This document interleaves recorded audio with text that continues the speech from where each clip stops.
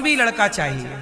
आजकल के माँ बाप खुद लापरवाह हैं, अपनी बेटी के लिए ठीक से लड़का नहीं ढूंढ पाते।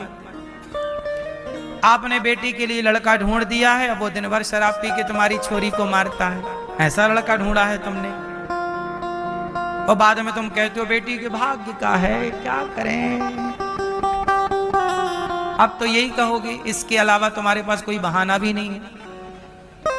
विवाह करने के पहले पूरा प्रोसेस होता है। आजकल विवाह का पूरी रस्म, पूरा सब कुछ लोग निभाते ही नहीं ना। आजकल विवाह मतलब मजाक है। आज विवाह क्या बन गया है? मजाक। कैसा मजाक? क्यों?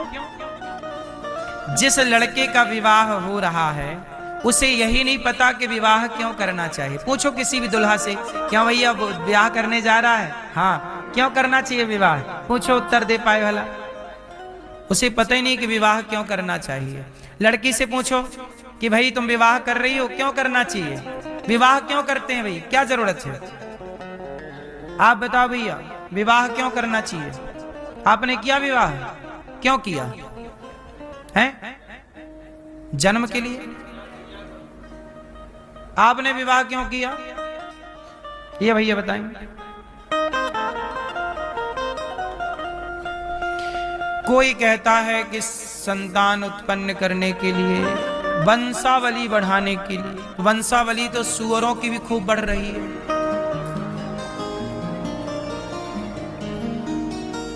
नहीं बढ़ रही? तुम्हारी तो 1-2 बढ़ रही, उनकी तो सीधा 10, 20, 30, 40।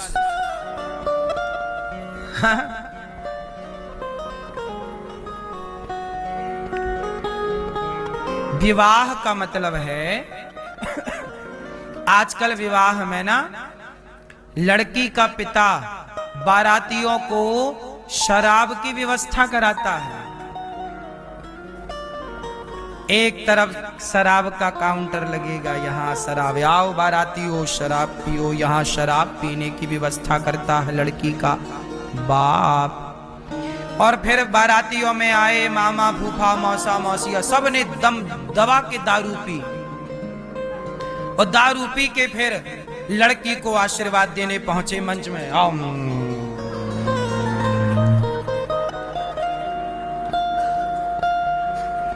फूफा को पता ही नहीं कि फूफा का फा कहां है, मामा को पता ही नहीं कि मामा का मां कहां है, और ये छोरी को आशीर्वाद दे रहे हैं।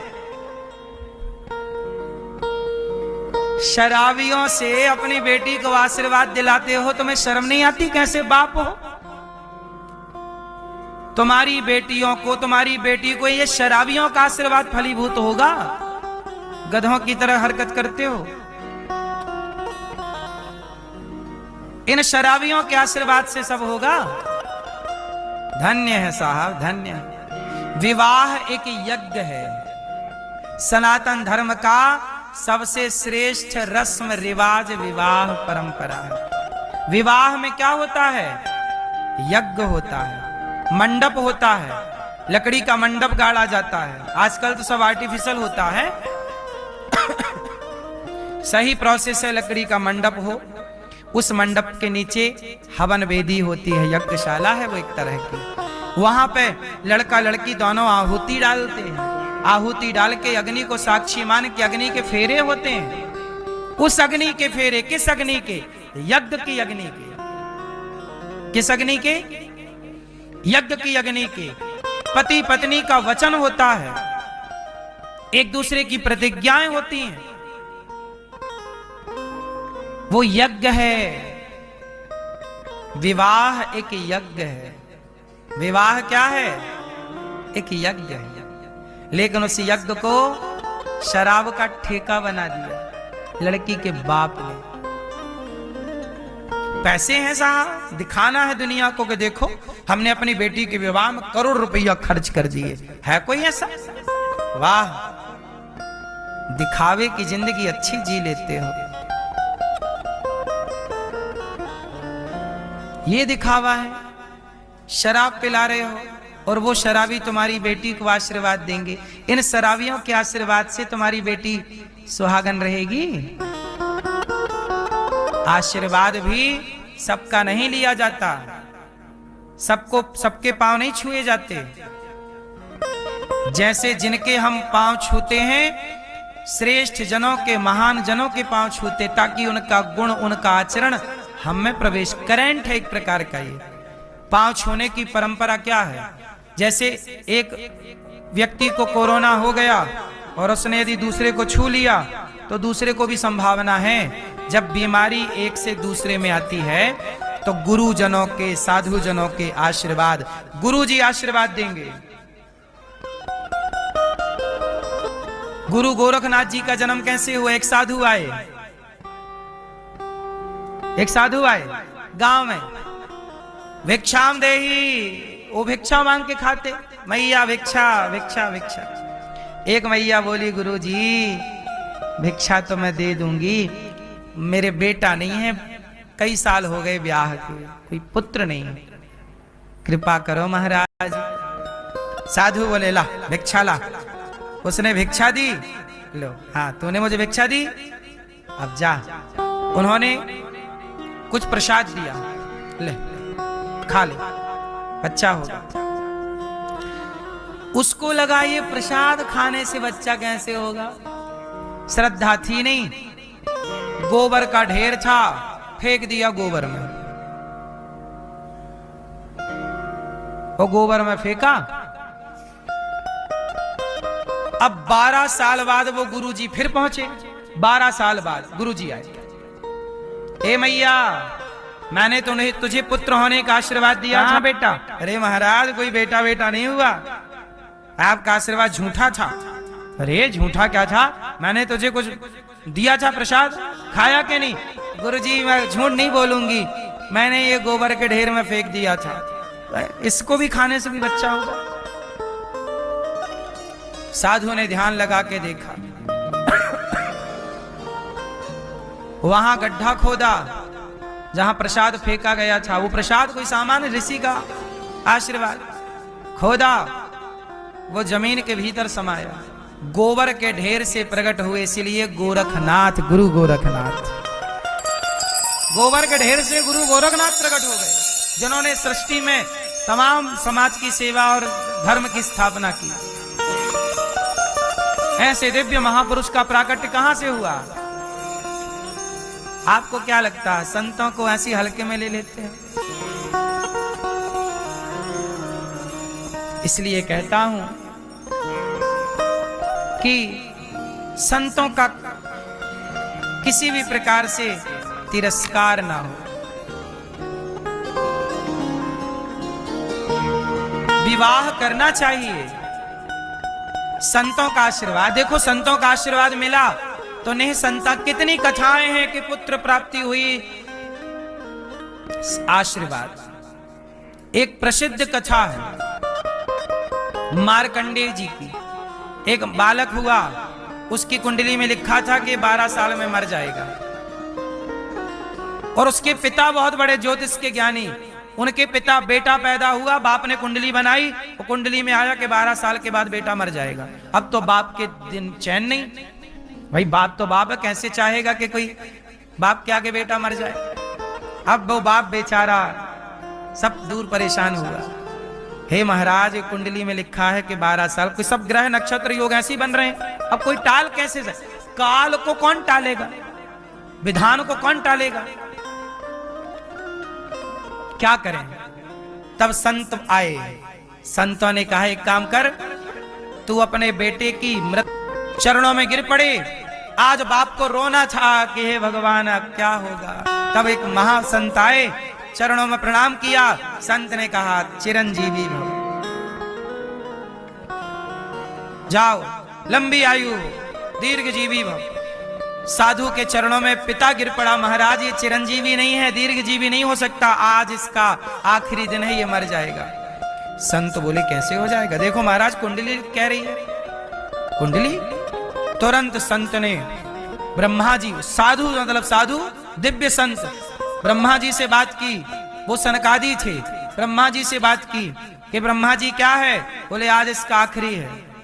भगवान सनकादि बोले नहीं, हमारा आशीर्वाद मिथ्या नहीं होना चाहिए, दिन भर भगवान का नाम जपता हूं, राम राम कृष्ण कृष्ण श्रीमन्नारायण, और आज मैंने आशीर्वाद दे दिया तो ये मर जाएगा बच्चा, यदि मर जाए तो फिर मेरे भजन का प्रभाव क्या है, टालो इसकी जैसी मृत्यु हो।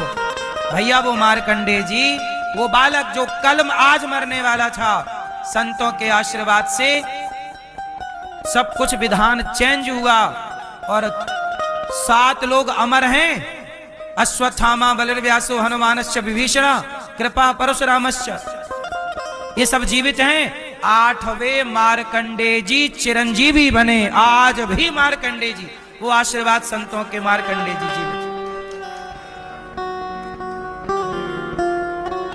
कल्पों के लिए अमर हो गए, अमर हो गए। 7 चिरंजीवी अमर थे, 8वें मार्कंडेय जी केवल प्रणाम के बल पर। सोचिए आशीर्वाद किनका लिया जाता है, और तुम अपनी बेटी को इन शराबियों का आशीर्वाद दिलाते हो।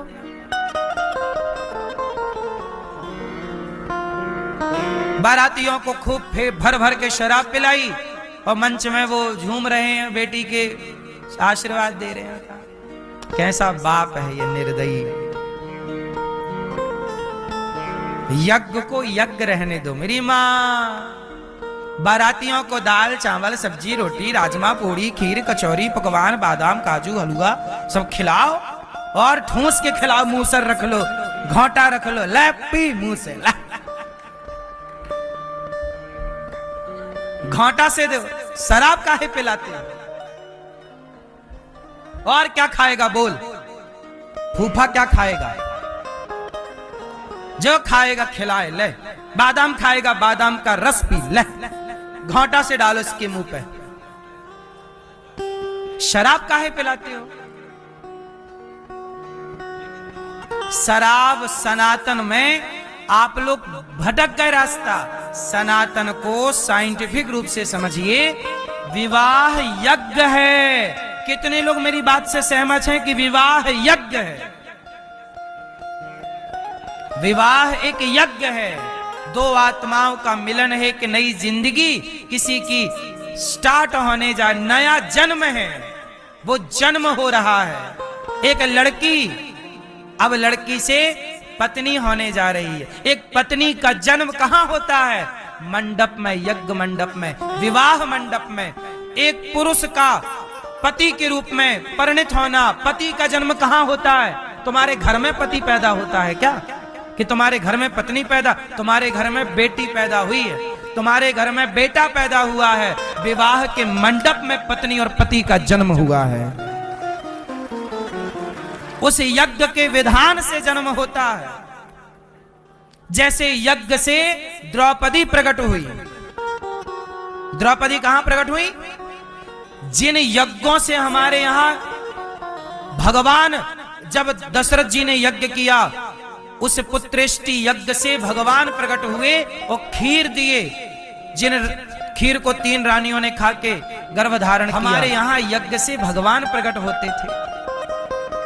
वो यज्ञ को यज्ञ रहने दो मेरी माँ। ज्यादा पैसा भीतर का उछाल मार रहा तो किसी भूखे की सेवा करो, गौशालाएं बनवा दो, ज्यादा पैसा है तो गरीब बेटियों का विवाह करा दो। किसी का बेटी का विवाह आप करा दोगे तो उस बेटी के आशीर्वाद से तुम्हारा सुहाग अमर रहेगा। ये शराब का है, ठेका खुलवा के बैठ गए तुम शराब का बेटी के ब्याह में। बेटी का ब्याह कर रहे हो कि शराब की दारू की दुकान खोल के बैठे हो?